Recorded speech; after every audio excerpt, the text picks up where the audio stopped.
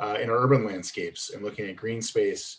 That's one of those issues. The more you dive into it, the more your mind expands about the history of things that have been done in our country to really set up and design our communities. And in some ways, that's a good lead in to our session here in the middle of the day. To kick things off for us and to sort of recenter ourselves after our time this morning, doing a little bit of learning, we're really proud to feature another poem from WRITEGIRL called I Almost Forgot by Kai Adia.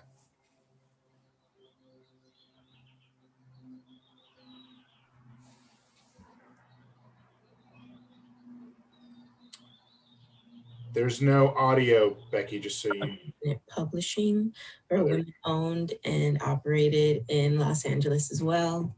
I'm so happy to share a poem for this conference, and it is called Some Days I Forget. Hope you enjoy. Some days I forget. I forget I live next to a freeway. I hardly hear the cars. Most days, the tireless tires sound like winds. I live next to Interstate 10, to be exact, a cement belt bisecting my community into fragmented parcels of historic homes, crumbling apartments, and minimal green space. I live 4 houses away from the 10's outstretched arm, in the bones of a centuries-old craftsman. When I trail my finger across her outer wood details, I clear a path through fine soot. I doubt it's simply dirt when gaseous exhaust fleets to my window. I guess I'm lucky the traffic is hardly ever always bumper to bumper on the off-ramp. I'll always remember my city in lockdown. My city calling for me to leave the house for a burst of movement on her cracked pavements. My legs itching to walk beyond the bones of my home. I'll remember the day I walked across a near empty 10 freeway. I'll remember how I looked up and saw a near perfect blue sky. I could even see the Hollywood sign winking back at me. How surreal it all felt. I snapped a photo to help me remember. Knowing this view was limited, knowing photochemical smog would soon cover those letters. I snapped a photo in awe, thinking, let time stand still right here. So the only whoosh I hear is wind. Thank you. Hope you enjoy, and please have a wonderful conference. Wow. I think that sets the stage amazingly for this conversation, because certainly Los Angeles is an area where the combination of where we put our most noxious infrastructure, how we handle open green space, how we treat our most fragile communities is the challenge that CAPRI MADDOX is going to help us start to address after long years of real inequity. It's such a pleasure to welcome CAPRI to this conference, because we believe that environmental justice, great jobs from green technologies, and good jobs for all, addressing all of the issues of justice in its biggest sense, are critically part of the sustainable future. She's the founding director of the newly established Los Angeles Department of, I'm going to get it exactly right, of Civil and Human Rights.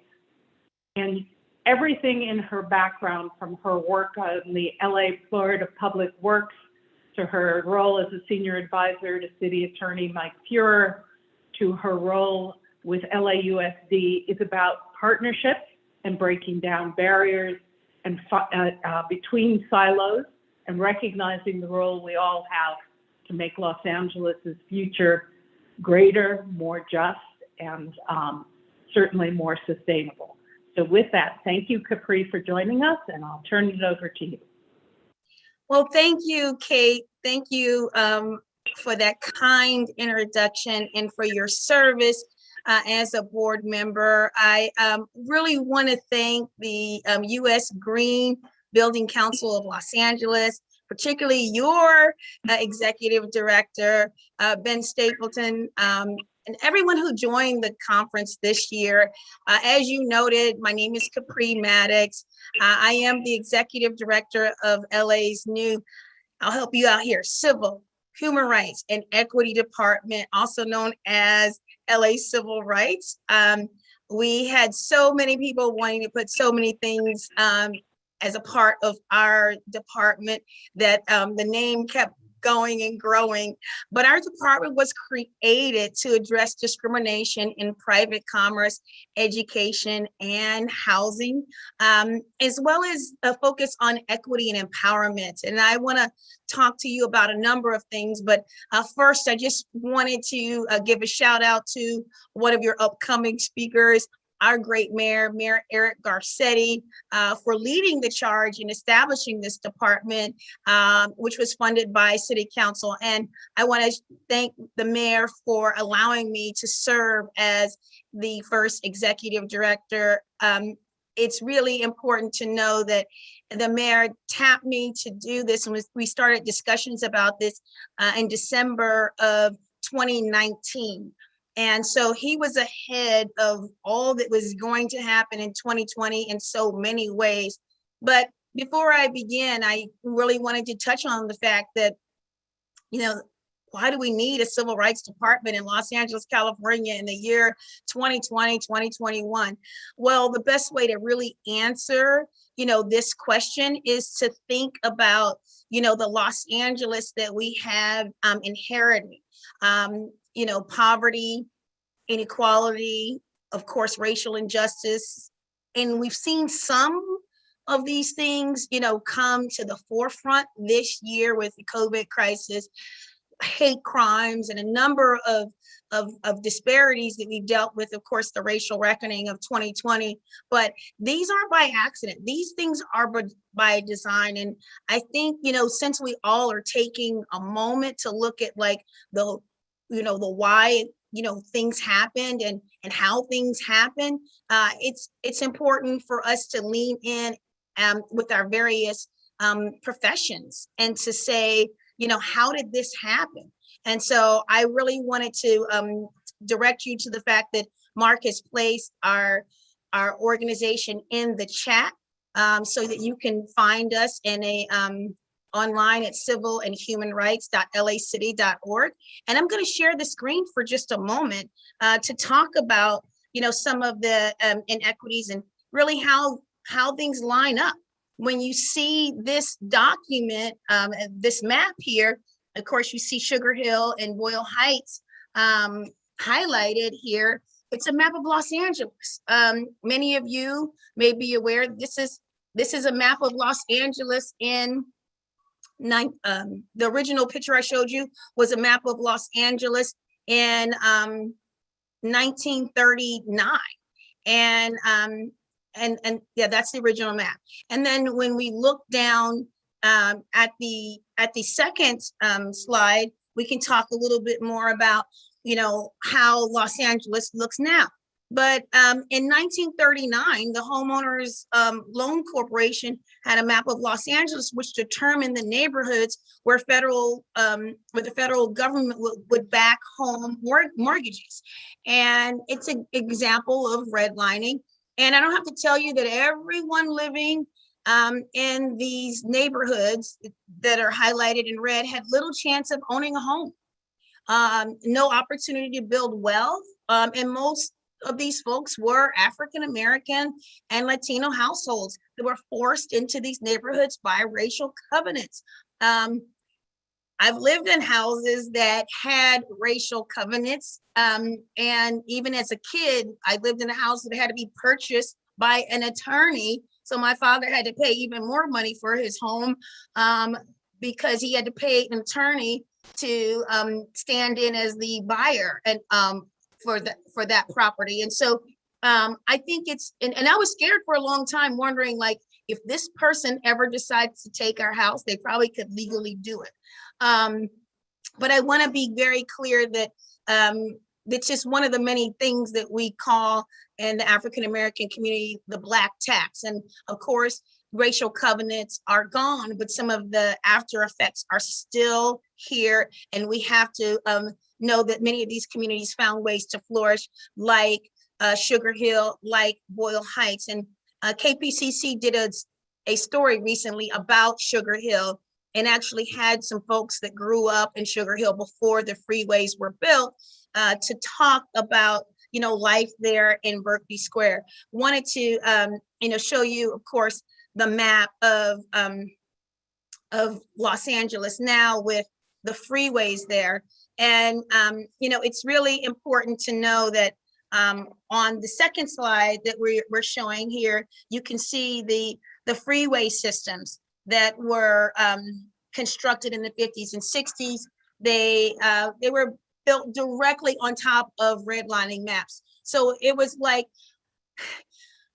something being wrong, and now we exacerbated the inequities here. And so you can see that the 110 freeway sliced through South Los Angeles, the 101 cut up through the working class neighborhoods of Hollywood. And then of course the 10 freeway cut straight through Boyle Heights and Sugar Hill. And no one wants a freeway running through their backyard, as we, heard from our amazing poet from WRITEGIRL, just knowing that you have soot and dust, and we know that it's just not dust from the ground that's coming up from our trees. We're talking about brake dust and other things that are hazards and cancerous. And we know there have been many studies about the impacts of living so close to a freeway as it relates to comorbidity factors that a lot of people had to deal with as we dealt with the COVID challenges. And so I want to just share quickly that the redlining that was officially made illegal in 1968 is still the infrastructure that we live with today. And so it's important to know that you can deal with some inequities as it relates to, policy changes, but I will say culture trumps policy. And I think it's very important for us to understand in this space where we live and work, and some of the things that you all are dealing with as builders. And of course, this is how our city looks now on another map. And I didn't want to spend too much time talking about, maps, but I think there are a number of things to think about. Freeways are just one example of these overlays. We have power plants and oil drills and waste facilities that also follow this pattern. And to this day, the number one predictor of whether you live closer to any pollution sites is your race. I actually was driving yesterday to take my son down to visit the folks at Kedron. We do a lot of work with COVID equity, and we were going down to the Kedron site yesterday, and so I was driving Slauson, and you could see all these factories. I even saw a site in Southeast Los Angeles where they had it they had a fence. It was right across from Vermont Slauson Economic Corporation and Economic Development Corporation, and there was a sign on the a fence that said the dirt on this property contains arsenic, beware. And there are people living and breathing this air right now in America, Los Angeles, California today. And I saw that sign last night at around 7 o'clock. I think it is important to know that asthma rates are very high for African Americans, especially African American children. I was one of those kids, I was twice as likely to have asthma. So yeah, I had asthma, and as we dealt with the COVID crisis, last year was tough for me because I had to be really careful. And my doctors were telling me, like, if you get COVID, this is even before a lot of the ads are on TV, they're like, you have to call us right away because you are a high candidate for to be in ICU. So you have to call, and we may have to put you on a cocktail right away, or else you will have problems. And they still impact my life, today. And I think it is really important to know that as a kid in LA, we had smog days back when I was a kid. So it was really, as bad as it is now, it was even worse back then. But our Latino Angelenos are two to three times more likely to die from COVID than their white counterparts. And a lot of, again, tied to food deserts and other comorbidity factors. So we know the problem. Where do we go from here, right? And the first thing when you have a problem is to, you need to recognize it, right? And we know that the inequities didn't come, out of the blue. We know that they came from somewhere. They started by people making choices, by people that are in your positions or in positions, close to where you are, making decisions years and years ago. And so I want us to be intentional that when people look back at what we were doing, they say, 50 years ago, people in the city stood up and they did these things. You made Los Angeles better. And then, of course, your respective hometowns as well. So although we had an opportunity to, in our department to deal with discriminatory practices as it relates to commerce, education, employment, housing, I think it is really, thank you so much, Nancy. I really think it is important to talk about the good news. We have diversity and power today that can really, shape the future. The first thing is to bring, more diverse experiences and lived experiences to the table. Just think about the voice of our poet that shared with us just now. I mean, just imagine if she were to, take on a planning role or to be a part of this council, one day as an adult. She would remember what it was like to live 4 houses from a freeway.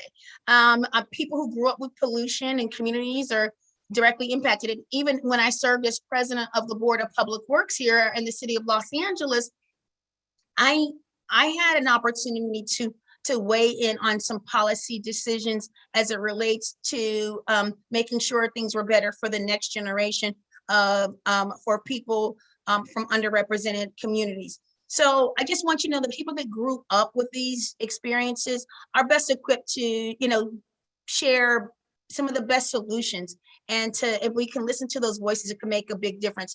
The other thing I think people want to do in this time is to have spaces that are more equitable. When you think about equity, it's, that's making sure that the playing field is level. And we know that we didn't all start off on the same footing.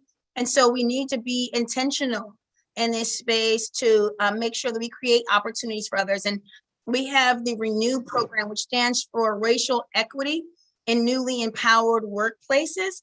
And the RENEW, I think Mark will probably put that in the chat very soon.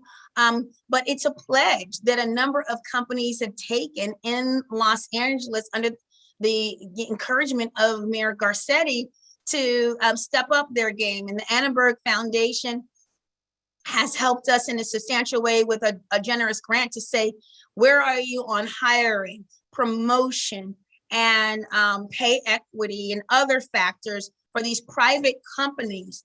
Where are you with your numbers, and where do you want to be by 2025, from 2020 to 2025?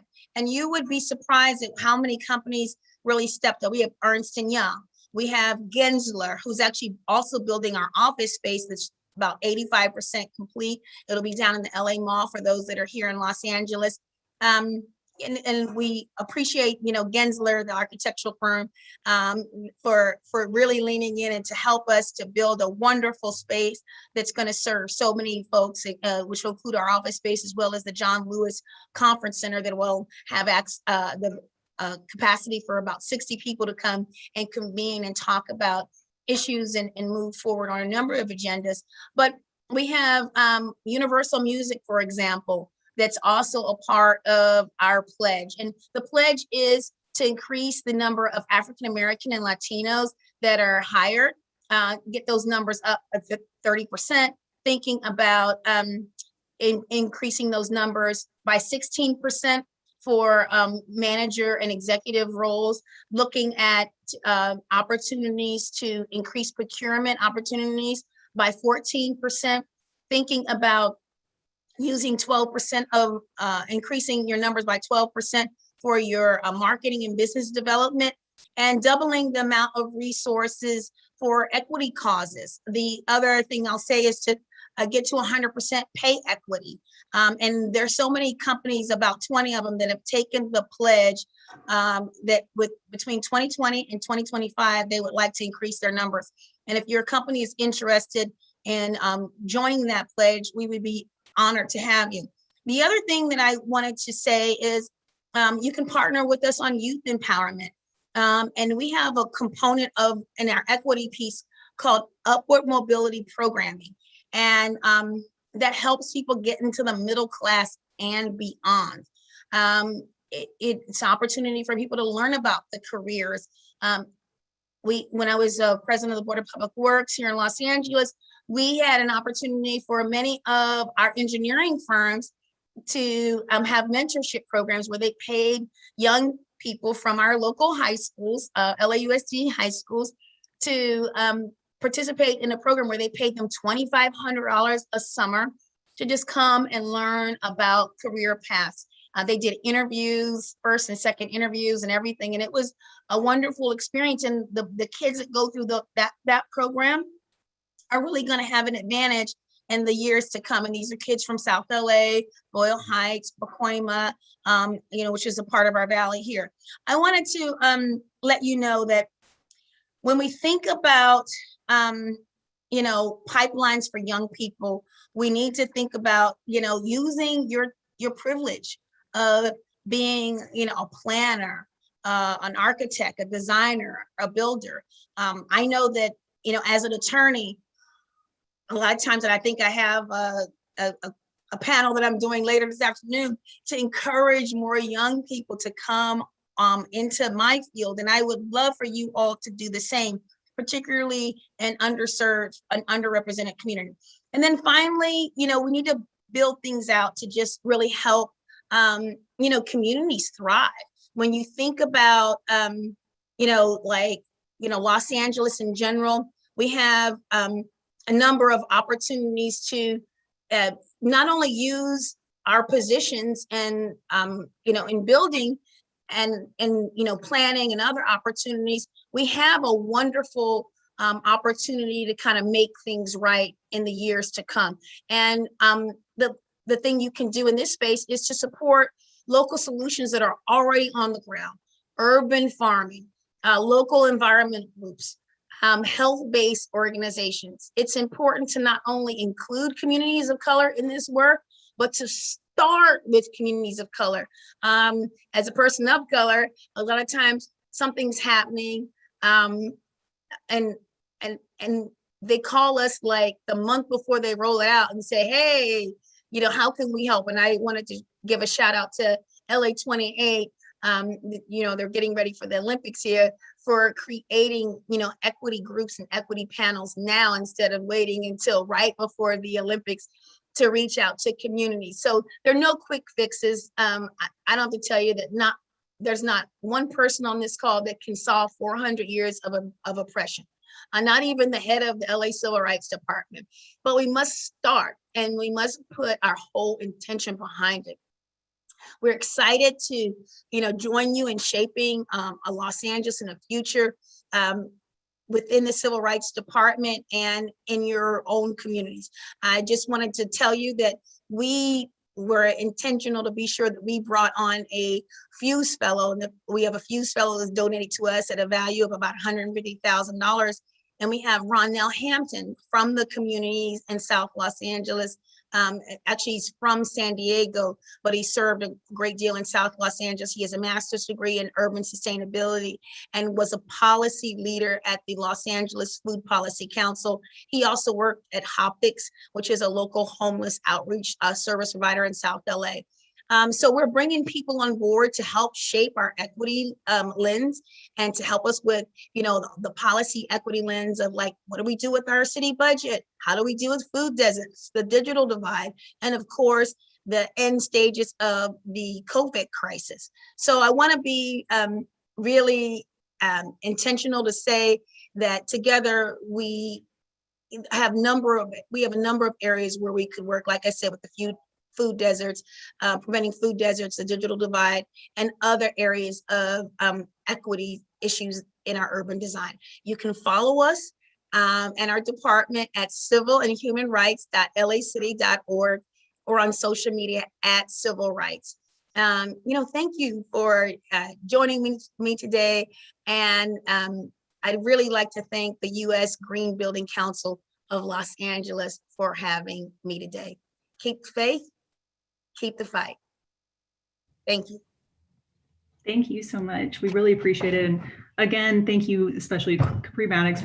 We can't thank you enough for sharing your wisdom and your work and so much of the advocacy that you're doing right now. It's absolutely invaluable and just so appreciated from us all. So thank you. And with that, we have Mayor Eric Garcetti speaking next. He's going to be speaking right before the power panel. So if you all don't mind jumping into the next session, you'll need to click onto your agenda over onto the left toolbar. If you're on the desktop app or if you're on your phone, you'll just click on agenda and join in on the next session. And we will see you there. It is starting now. Thank you so much again. We really appreciate it.